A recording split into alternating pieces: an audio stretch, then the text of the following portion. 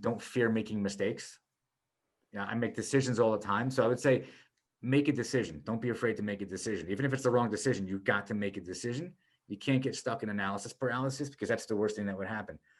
I've made so many decisions that have been the wrong decisions, and then you weigh like the potential impact of a bad decision. So, I'm not going to like make a decision that's going to put me out of business, but I might make a decision that could potentially lose me a customer, or could gain me 10 customers, or make a decision that technically could impact our cloud in a negative way, or it can impact it in a positive. I mean, I can make up 1,000 scenarios, but you can't be afraid to make a decision. I made a decision one time to buy a business, and it was before I was in IT full time.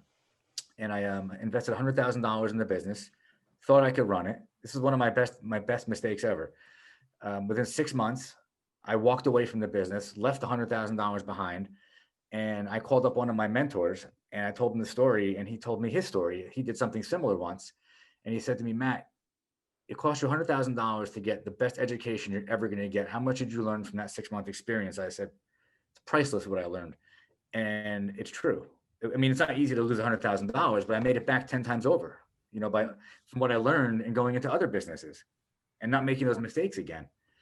So you can't be afraid to do that. You're going to lose. You can't always win, but in the end, you have to make decisions. So there's big decisions and there's small decisions, but you got to make them. And you can't be afraid. You can be afraid, but you can't let the fear stop you. Right. And that's one thing that I've noticed that is common among many of my successful entrepreneur friends, that they take risks, calculated risks, and those risks ultimately, more often than not, do pay off. They do. The mergers I did, the acquisitions I did, I didn't know that the relationships weren't going to work out, and I'd end up having to buy out the partners. It was a risk. Everybody I know said, don't do it.